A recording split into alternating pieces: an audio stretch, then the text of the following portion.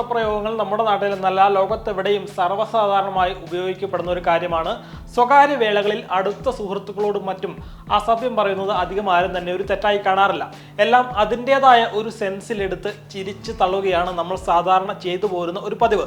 അതേസമയം ഇതേ അസഭ്യ വാക്കുകൾ പൊതു ഇടങ്ങളിൽ നമ്മൾ ആരും ഉപയോഗിക്കാറില്ല. അങ്ങനെ ഉപയോഗിക്കുന്നത് മാന്യതയ്ക്ക് നിരക്കുന്ന കാര്യമല്ല എന്ന ബോധ്യം നമുക്ക് എല്ലാവർക്കും ഉണ്ട്. അതുകൊണ്ട് പൊതു ഇടങ്ങളിൽ ഇത്തരം അസഭ്യ വാക്കുകൾ ഉരുവിടുന്നവരെ നമ്മൾ പബ്ലിക് ന്യൂയിസൻസ് അഥവാ പൊതുശല്യം ആയിട്ടാണ് കാണാറ്. പറഞ്ഞു വരുന്നത് ഇപ്പോൾ സോഷ്യൽ മീഡിയയിൽ ട്രെൻഡിങ് ആയ തൊപ്പി എന്ന ആളുടെ വിഷയം തന്നെയാണ്. ഇപ്പോൾ കത്തി നിൽക്കുന്ന രാഷ്ട്രീയ വിവാദങ്ങളെക്കാൾ കത്തിക്കയറി നിൽക്കുകയാണ് തൊപ്പി എന്ന യൂട്യൂബറുമായി ബന്ധപ്പെട്ട വിഷയം. അശ്ലീല പരാമർശങ്ങൾ സമൂഹ മാധ്യമങ്ങളിലൂടെ പ്രചരിപ്പിച്ചതിന് ഇയാളെ പോലീസ് അറസ്റ്റ് ചെയ്യുകയും പിന്നീട് ജാമ്യത്തിൽ വിടുകയുമൊക്കെ ചെയ്തു. ഇപ്പോൾ ഈ വിഷയത്തിൽ മന്ത്രി വി ശിവൻകുട്ടി പ്രതികരിച്ച വാർത്തയാണ് പുറത്തു വരുന്നത്.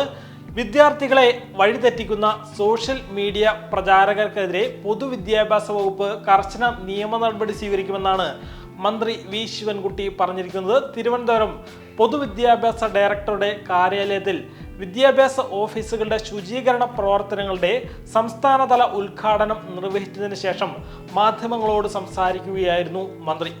സാമൂഹിക മാധ്യമങ്ങളിലൂടെ വിദ്യാർത്ഥികളെ സ്വാധീനിക്കാനുള്ള ആസൂത്രിതമായ ശ്രമം നടക്കുന്നുണ്ട്. വിദ്യാർത്ഥികളെ തെറ്റുകളിലേക്ക് നയിക്കുകയാണ് ഇത്തരക്കാരുടെ ലക്ഷ്യം. ഈ കാര്യങ്ങളിൽ അധ്യാപകർക്കും രക്ഷകർത്താക്കൾക്കും വലിയ ശ്രദ്ധ വേണം എന്നും മന്ത്രി പറഞ്ഞു. എന്തായാലും ഇപ്പോൾ തൊപ്പി എന്ന മുഹമ്മദ് നിഹാദിന്റെ യൂട്യൂബ് ചാനൽ ബ്ലോക്ക് ചെയ്യാൻ പോലീസ് നടപടി സ്വീകരിക്കും എന്നതാണ് ഏറ്റവും പുതിയ വിവരം.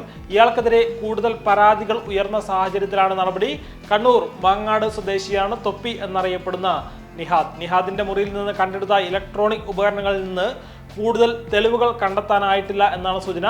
ലാപ്ടോപ്പ്, ഹാർഡ് ഡിസ്ക്, മൊബൈൽ ഫോണുകൾ എന്നിവയായിരുന്നു കണ്ടെടുത്തത്. ഇതിൽ നിന്ന് മറ്റു വകുപ്പുകൾ ചുമത്തേണ്ട തെളിവുകൾ ഒന്നും കണ്ടെത്താൻ കഴിഞ്ഞിട്ടില്ല എന്നാണ് വിവരം.